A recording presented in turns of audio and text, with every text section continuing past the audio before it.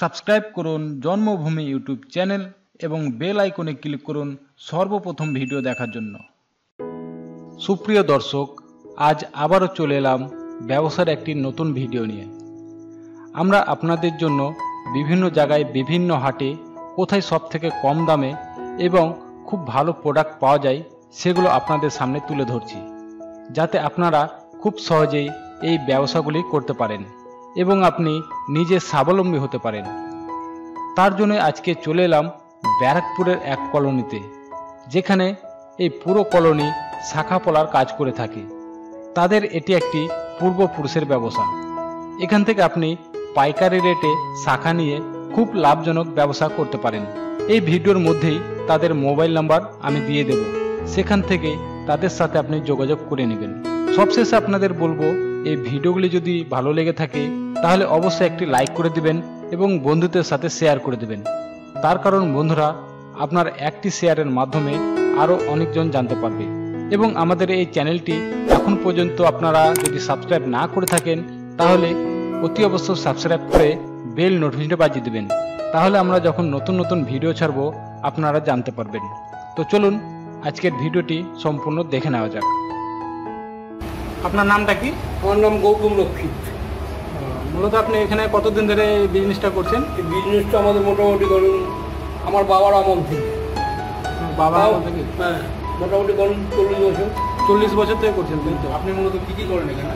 আমাদের এখানে কাজ বলতে এই শাখার কাটিং হয়, শাখার ডিজাইন তৈরি হয়, শাখার অলরেডি কাজ এখানে হয়। এখানে শাখার সমস্ত ধরনের ম্যানুফ্যাকচারিং এখানে হয়। আপনার এই এলাকার অ্যাড্রেসটা একটু যদি বলবেন। ব্যারাকপুর লালকুটি শঙ্কমণি কলোনি শীতলা মন্দির। একটু আস্তে আস্তে করে মানে সবাই যেন বুঝতে পারে একটু।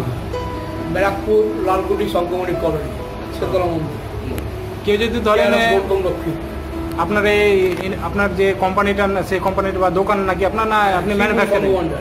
আপনার এই দোকানটার নাম কি? শ্রীগুরু সংঘভান্ডার। শ্রীগুরু সংঘভান্ডার। কেউ যদি ধরেন আপনাকে ওই মোবাইলে কেউ যদি অর্ডার করে বা কেউ যদি আপনার কাছে মাল নিতে চায় পাইকারি রেটে হোক বা যেরকমভাবেই, তো সেক্ষেত্রে আপনার মানে কেমন কি মানে আছে যে কত টাকার মাল নিতে হবে বা কতটা নিতে হবে সেরকম বলে? মোটামুটি শুনুন, এখানে তো পাইকারি বিক্রি। হ্যাঁ, এবারে যে 10 থেকে 15,000 টাকার পাইকারি বিক্রি হয়। তারপরে 10 থেকে 15,000 টাকা নিতে হবে। আর কমাও না যায়, মোটামুটি ধরুন তো কার 50 জোড়া লাগবে। 50 জোড়া মাল হলে, কম রেটের মাল হলে মোটামুটি দেখা গেল হয়তো 7-8 টাকা দাম হবে। সব থেকে 8,000 টাকা। এই শাখা আপনার এখানে কত ধরনের শাখা হয়ে থাকে? শাখা এখানে ধরুন মোটামুটি 5-6 রকমের কোয়ালিটি তৈরি হয়। সোনা বাঁধানো আছে, আঙুর মুখ আছে, প্লেন মুখ আছে, এরকম অর্ডিনারি আছে কম দামের গরিবের জন্য। এগুলো তৈরি হয়। শুধু কি আপনি শাখা তৈরি করেন না আরো কিছু করেন? খালি শাখায়, শুধু শাখায় শঙ্খ আর শাখা, তাই তো? একটু শাখাগুলো মানে কোনগুলো কেমন রেট একটু যদি বলতেন ভালো হতো, যে এই মালগুলো যেরকম করছেন। এই যে মালটা দেখুন, এই মালটা বিক্রি হচ্ছে 180 টাকা পাইকারি। 180 টাকা 180 টাকা পাইকারি। 180 টাকা কি হিসাব ওটা? কত লাখ দাম? 180 টাকা। এক জোড়া দাম 180 টাকা, পাইকারি রেট 180। 180। আবার যেরকম কম দামের আছে। সব থেকে কম দামের কেমন আছে এটা? এই একটা 80 টাকা জোড়া। 80 টাকা জোড়া।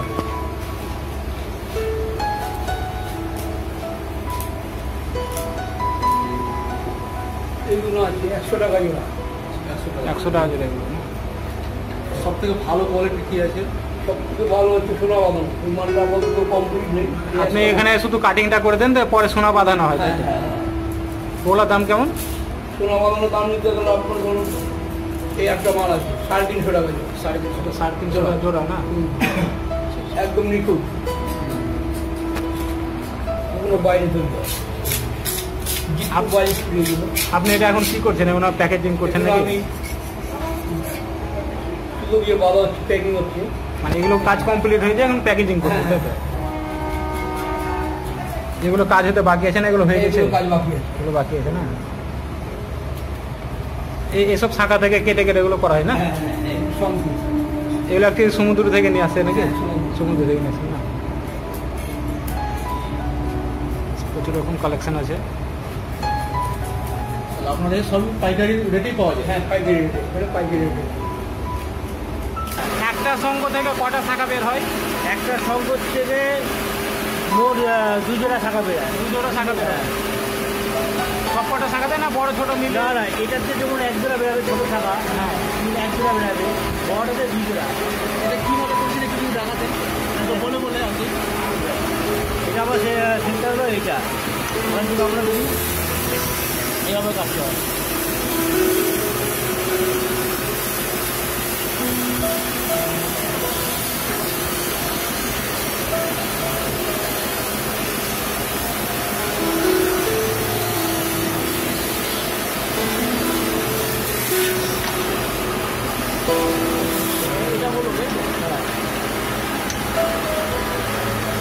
এই জিনিসগুলো বাদ হয়েছে সেগুলো এইগুলো কাজ হয় কিছু না, এগুলো বেকার থেকে?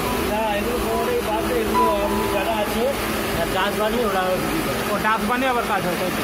মানে কিছু বাদ যায় না, এই শঙ্কর কিছুই বাদ যায় না, সব কিছু কাজে লেগেছে। সব কিছু কাজে লেগেছে। এগুলো কাটা হয়ে গেছে, তাই তো? কাটা হয়নি, এগুলো আবার এরকম বেরোবে। এগুলোতে আবার এরকম রেট করছেন, মানে এগুলো এক জোড়া থাকা এটা নিয়ে বেরোবে।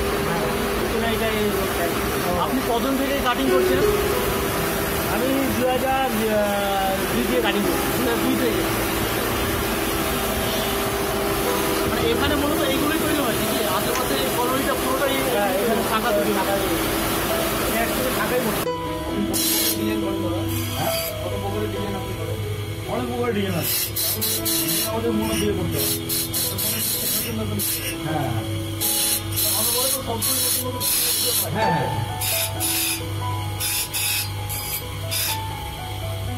এই মেশিনে 3 রকমের এই দেখছি চাকা দেখছি, তিনটাতে একই কাজ নাকি না আলাদা আলাদা কাজ হয়েছে? চাকাগুলো আলাদা আলাদা কাজ হয় না? ওটাতে কাটিং করছেন, এটাতে ঘষছেন না? একটু বলে দিলে ভালো, একটু যদি বলে দিতেন বলা যাবে একটু যে কোনটাতে কি কাজ হয়েছে। এটাতে ডিজাইন তোলা হয়, এটাতে ফিনিশিং দেওয়া হয়। ওটাতে ঘষা হয়, মানে সাইডটা করা হয়, রাউন্ডটা ঘষা হয় ওই মেশিনটাতে না? আর বাইরে দেখলাম যে অ্যাসিড দিয়ে যে ওটা করছে, ওটা কালি করছে, আর এটা পরিষ্কার করছে না? ভেতরে ময়লা মজা করে দিয়ে গেলে সেটা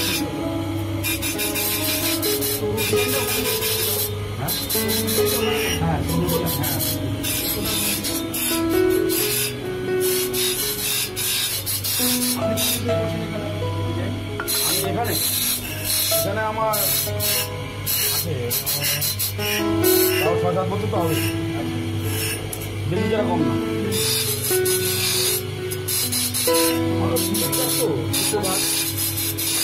বড় বসে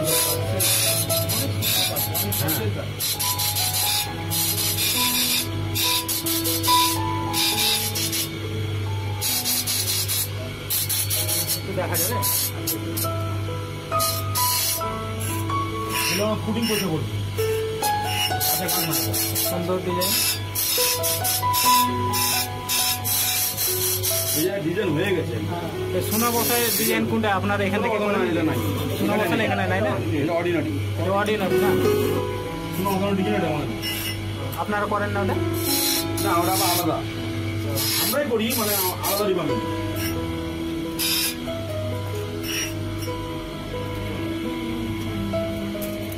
এই ডিজাইন হয়ে গেছে না টাকাটা? এটা থেকে কেটে কেটে ডিজাইন গুলো করছেন, এটা প্লেনটা থেকে, তাই তো? এটাকে ডিজাইন করবেন, এটা ডিজাইন করছেন? হ্যাঁ, এরকম করবো, এরকম করবেন, তাই তো? ডিজাইন। আর এই ডিজাইনগুলো মানে এখানে যে ডাসগুলো থাকে সেই ডাসগুলো আবার কি করেন? ডাসগুলো আবার কি হয়? ওই গাছগুলো তো বিক্রি হয়ে যায়, ডাসগুলো আবার বিক্রি হয়ে যায় না? মানে শাখার কোনো জিনিস বাদ যাচ্ছে না, কোনো জিনিস ফেলা যায় না, সব বিক্রি হয়ে যায়। এগুলো থেকে কি ডাসগুলো থেকে কি হয়? গাছগুলো থেকে আপনার ওই পাউডার হয় আর চুন হয়। পাউডার কিসের পাউডার হয় ওটা? আমরা বডিতে মাছি যে পাউডারটা, বডি পাউডার গুলো। তো বাচ্চারা আবার বাচ্চারা হয়।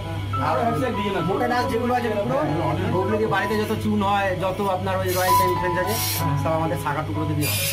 মানে শাখার কিছু জিনিস বাদ যায় না, সব জিনিস কাজে লাগে। সব জিনিস কাজে লাগে, প্রাকৃতিক জিনিস কিছু নষ্ট হয়, কিছু নষ্ট হয় না। প্রাকৃতিক জিনিস আপনার সব কিছু কাজে লাগে।